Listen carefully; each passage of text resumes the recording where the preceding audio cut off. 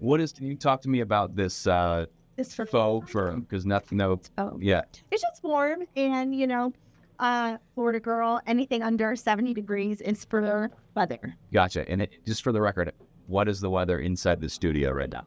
Cold. Look at this cold. And you tried to borrow this. I did. Well, you offered it and I accepted. Just thought it was a good way. Okay, so talk to us about being a professor. Okay, I will. But what's the worst part about teaching young people? That's a great question. And best part?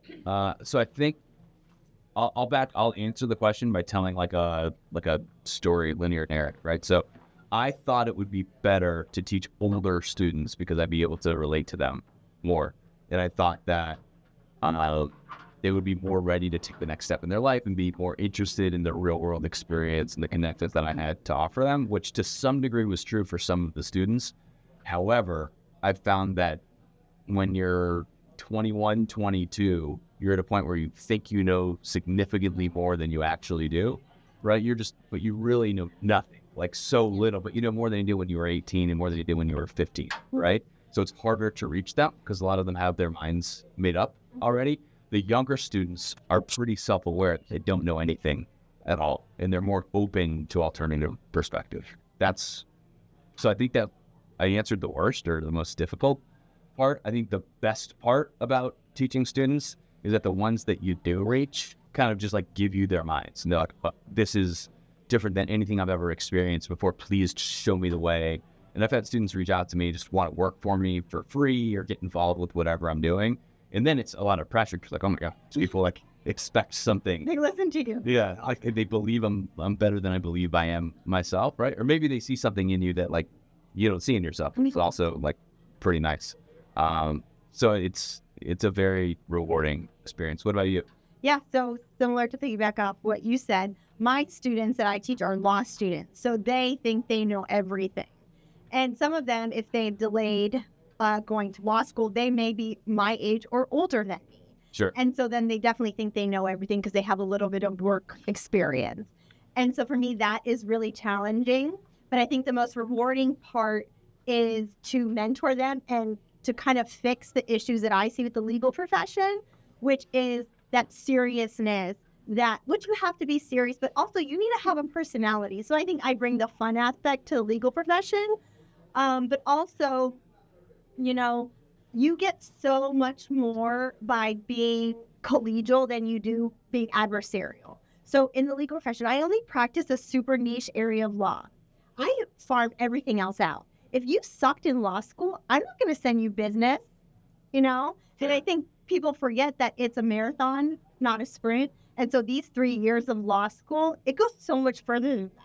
Right. And so I think that's the fun part. So how long have you been teaching?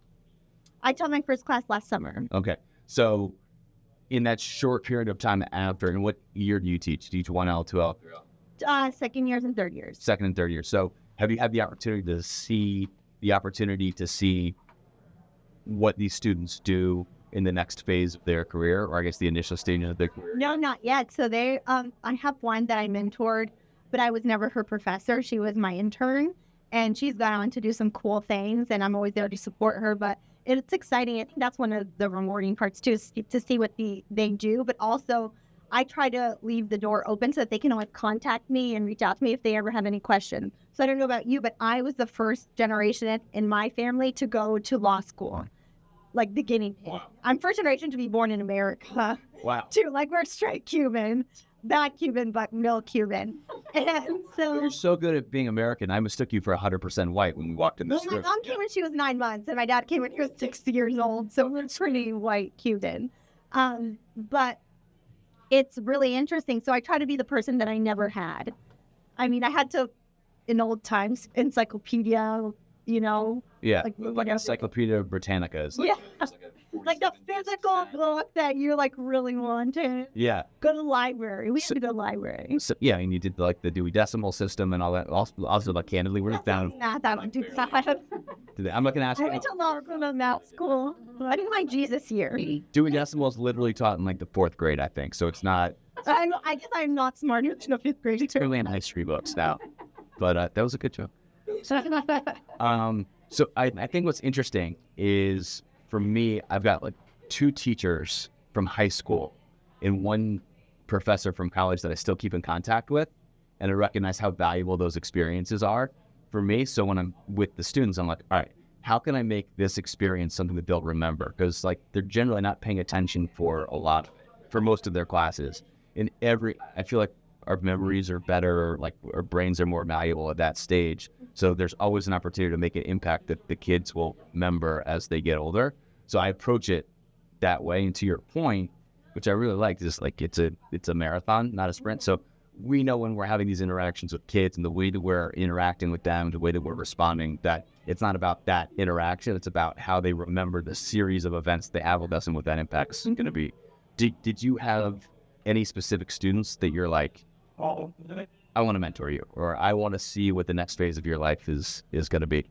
Well, I like all of them. It's just about the ones that like reciprocate. So I had one student who was really great.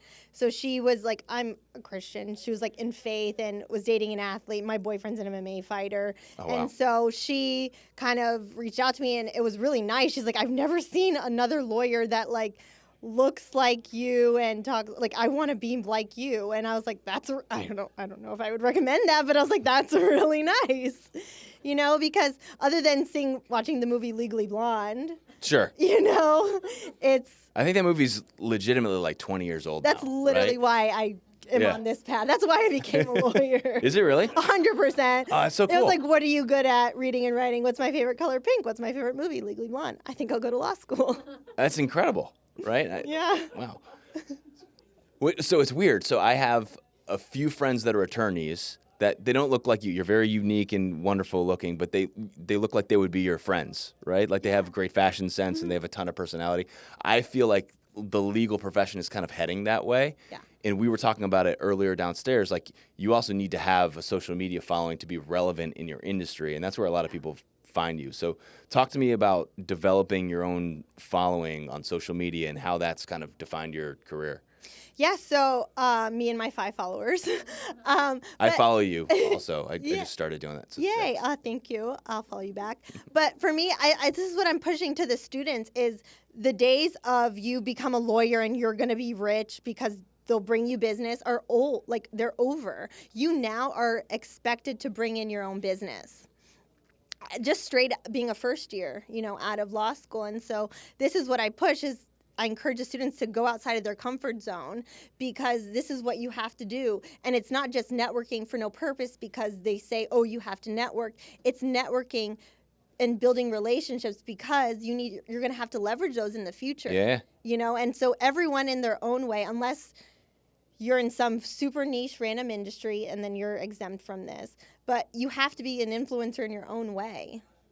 So I have a friend of mine. You'd actually love her. She's great. She's an entertainment attorney. Oh, cool. And she said being an attorney is like being an old school like mafia attorney, right? Mm-hmm. When they come to you like almost as a fixer, like, hey, I got this thing. Just Yeah. figure it out. So you're almost like their confidant. Mm-hmm. And the friends that I have that are in the legal profession, like they tell me, their guy like trashed a Lamborghini in a river or something and they have to like fix that. And the guy, knocked down a wall in his house and they don't know what to do. So you almost become like just a soundboard of reason and then also like a battery of resources to get things done.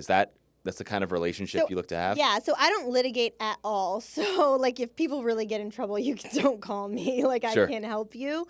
I'm strictly transactional, and I only do contracts. So I like to have a relationship, like a friendship, honestly, with my clients, and I like to guide them through all their stages of their life. So I don't really take people on that are not the same vibe as me if we don't, because how I am as a person is there needs to be that kind of mutual respect, and I could never work with someone that I didn't feel like I could work with because being a lawyer, and you can find lawyers that do all different kinds of things, but for me, I like to have that relationship because it is a relationship, and we are building.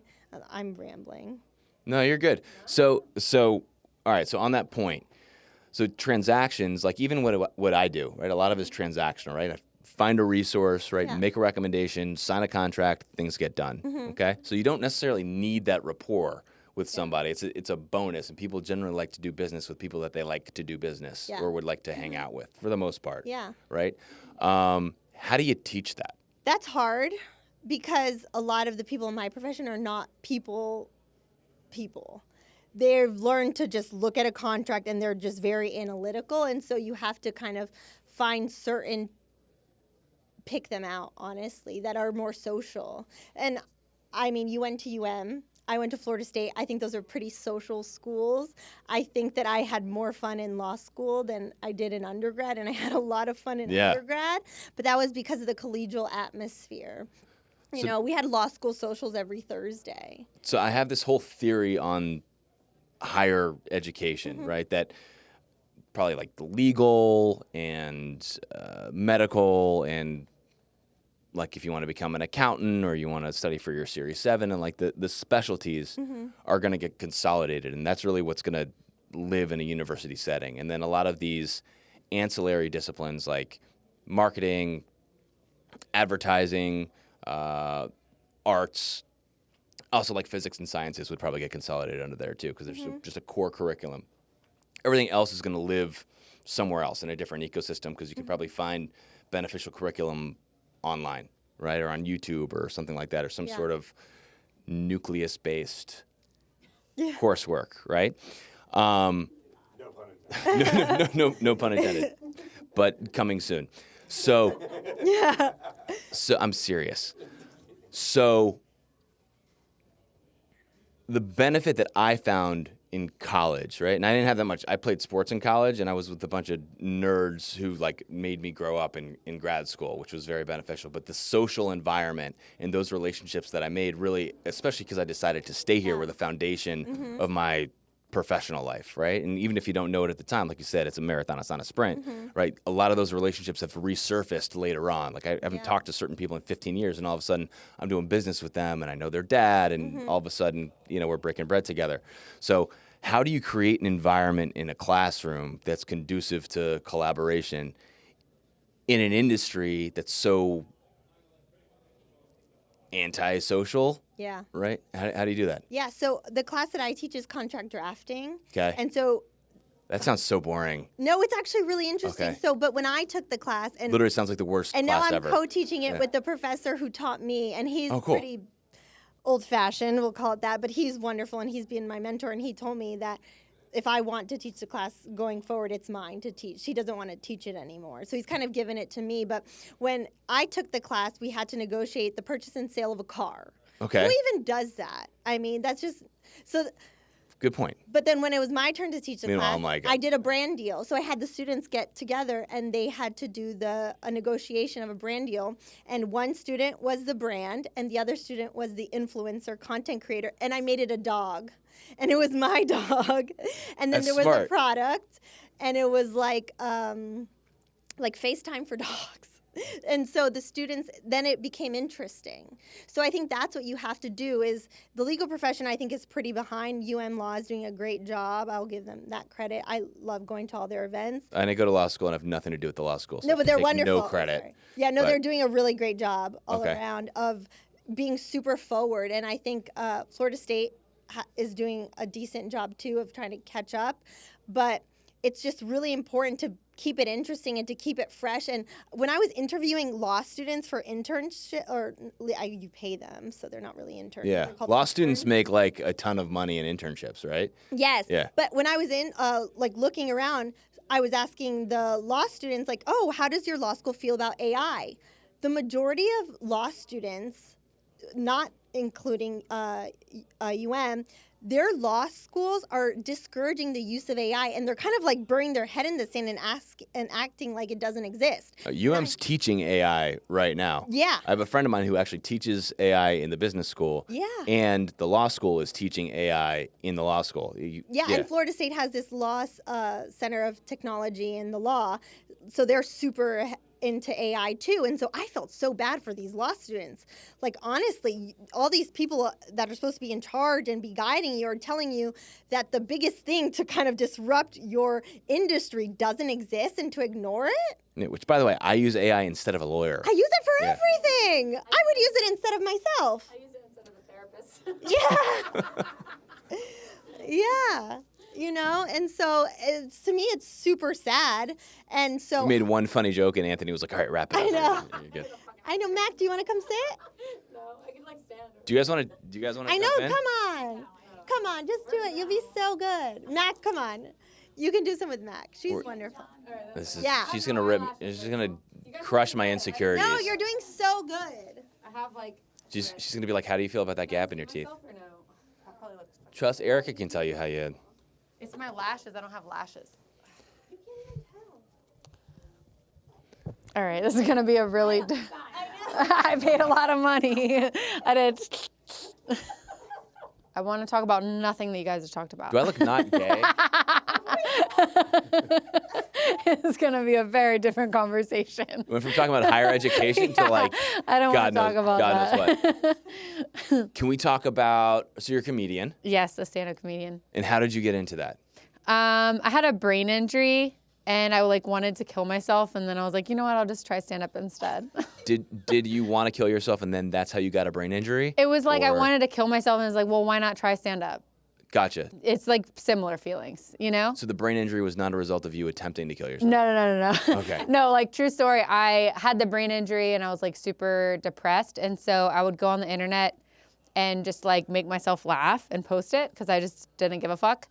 And like multiple people told me I should do stand up. So you went from being depressed. This Mm-hmm. is. I don't know if you understand how interesting this is. You went from Yeah. being depressed and probably not feeling very good about yourself in Yeah. the process to posting yourself online. Yeah, that was like my way to like make myself laugh, was just like ranting on the internet. And I really didn't care what anybody thought about it. I just had nobody to talk to. So I was just talking to myself. Did you not really care what people thought? No, I didn't. Because that to me is insanely powerful. Because I know a lot of people who Yeah. appear pretty confident Yeah. in themselves and Yeah. seem to have a lot of self-efficacy that Yeah. are scared shitless of posting themselves on the internet. Fine. Well, that's why I attribute it to my brain injury, because I was in such a dark place, it didn't really matter what anybody thought. So if I had never gone through that brain injury, I don't think I ever would have done stand-up, because I never would have had the like reckless abandon of like, who gives a fuck, if that makes sense. If you don't mind me asking, Yeah. which if you did, I would ask it anyways. Yeah, that's fine. Okay. I feel like you're dark comedy, so I can just fucking Yeah, that's, you can say whatever you want. go in there. pretty much. Did you lose like a part of your brain that like Was deals important. with fear?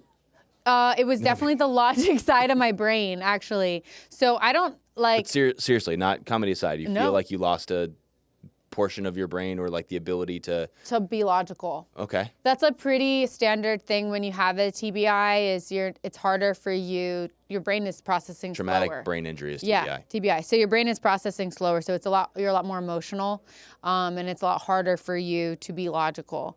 But the part of my brain that was damaged was actually the logic side. So there's like one side that, I don't know too much about it, but there's one side of it that processes more logic, and there's one side that's a little bit more spiritual. And so I got like psychic intuition during that time. I was having deja vu like 100, 150 times a day. I would meet somebody and know that their dad just passed away. Some really weird shit. I know, this is like You kind of sound dark. like no, it's interesting. You Yeah. sound like a crazy person. I know, I'm I do. serious though. Like I know. you sound like a fucking nutcase. I felt crazy. Yeah. I felt insane. And so that's why I was like, I didn't know what to do with myself, because I wanted to kill myself. I was super depressed and I had all this weird shit going on. So I would just go and make myself laugh on the internet. And then that's. And you're doing this alone? Yeah, just like in my apartment, me and my dog.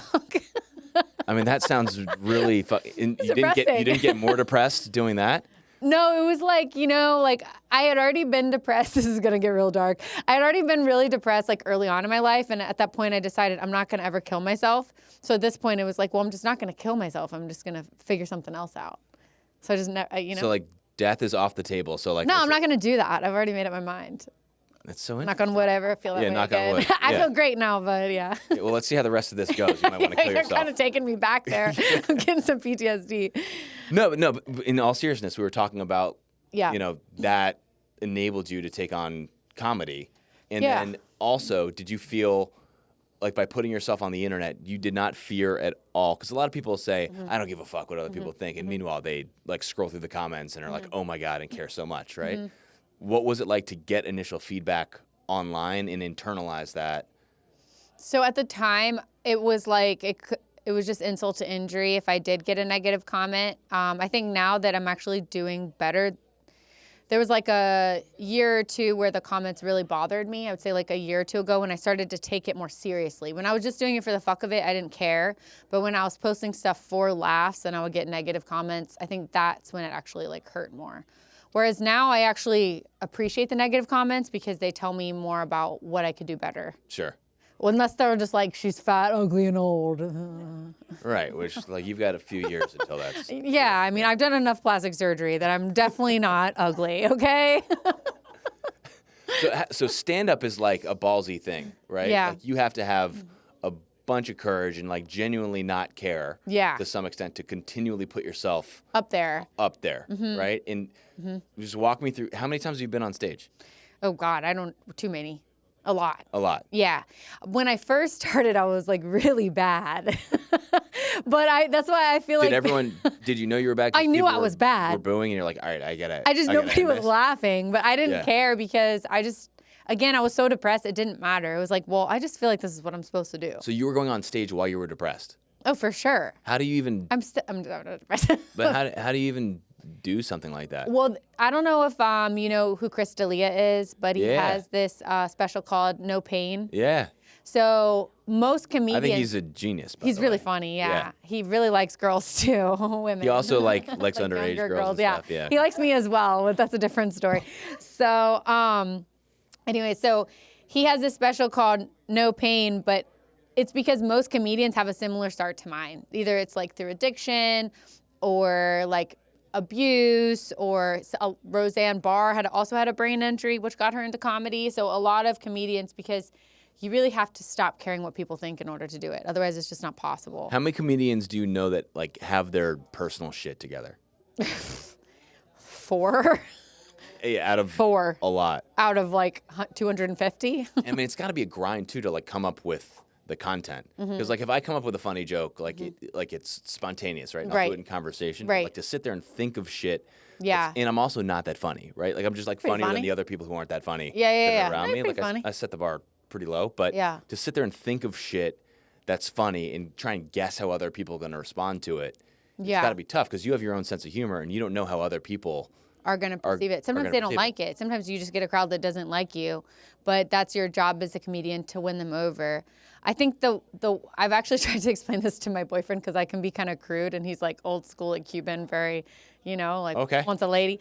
So, but I tried to explain to him, like when I became a comedian, your like messed up thoughts, you learn to let them out. So when you're a normal person, you push them down. As a comedian, you let them out, if not write them down for your set. So it's almost like the weird, messed up parts of you embrace even more, which at the beginning can feel weird, but then it does foster confidence. Like I'm so incredibly confident. And if you met me probably like 8 years ago, it would be a totally different person. And it's from stand-up for sure. Yeah, I like the person that you are right now. Although Yeah. you're going to go home and tell your boyfriend, like, I met this fucking asshole. A guy's a college professor. He's a fucking retard. Don't put that on camera. So my wife and I talk about it. So we're 2 white people that live in Coconut Grove. Okay. And, like, have our Nice. shit together, have a great relationship. Yeah. Don't cheat on each other. Our daughter's beautiful. That's good. I hope I haven't been cheated on either. Anyways, keep going. I'm just going to completely... Anyways. He's Cuban. You're totally fine. No, I know. So- he's obsessed. That was a joke. But you are fine. So I've got 2 golden retrievers. My life is great. Yeah. Right? And I'm like... Very cool. white. But it's very white. Yeah. Right? And I'm like, how's my daughter going to experience trauma? Because Yeah. I was going somewhere with that. I wasn't just like, I'm fucking Yeah. awesome. You're like, I'm white. But like the people that I respect Yes. the most right, Have been through something. have been through something, like real recognized real. Yeah. So it's like Oh, go ahead, sorry. no, you're totally thinking about something else to say and interrupt me with. Go say it. Well, Go. if you want your daughter to experience trauma, I would just have her date somebody in the cartel. That's good. Yeah. So there's a lot of Colombians here. Yeah, but I Yeah. would go for Mexicans. But then I got to go to LA and then you're dealing with fucked up white people. I'm not doing that. Yeah, that's true. Yeah. But I mean, that's where the real trauma begins. Okay, so cartel drugs. Cartel drugs. I mean, I wouldn't do like meth, but I would do like cocaine or like marijuana. I'm never going to be invited back here again. No, marijuana's. So basic, right? I know exactly, but that's why it's like softcore. You can like have like a trauma. real career off of running marijuana farms now. That's true. So back, and we'll wrap this up, but I feel like there's an optimal like degree of trauma you have to experience to like get credibility in the real world. Yeah. So do you feel like without your trauma, what would have happened?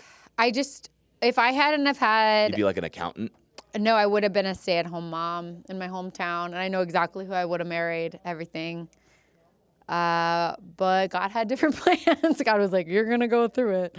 Yeah, like my sister, she didn't go through as much as I did. Yeah. We all went through something, but she didn't go through it in the way that I did. And she's got 4 kids and is happily married. Bitch. I'm just kidding. I hate her. Yeah, me too. I hate her. Is her husband's ethnic or he's also No, he's white. Caucasian? Yeah. She doesn't know what it's like. They're just so happy they got chickens, you know. Where do they live? Virginia. Virginia? Yeah. And I'm from Virginia. It's where. Yeah. Yeah. My life would have been very similar. Yeah. By the way. Yeah. I stalk my ex-girlfriend from high school on Facebook sometimes. Yeah. Yeah. Very mundane, boring life. Yeah. Married like an ex-military guy. But aren't you? He's like military good looking. You know what I mean? Yeah. Yeah. Ugh, that was a different stage of my life. I feel like I'm really grateful every time I've been through something super crazy, and this actually helped me get through my brain injury. Every time I've been through something super crazy, it's like I unlock a new level of me. Yeah. And God, no more new levels. But after that one, I was like, this is either going to make me or break me. And so every day I woke up and I'm like, because the thing about brain injuries, and this is kind of morbid, but some people never heal from them. And one of the weirdest things about it is you could be sitting here and you just won't feel like a person. You'll feel like an emptiness.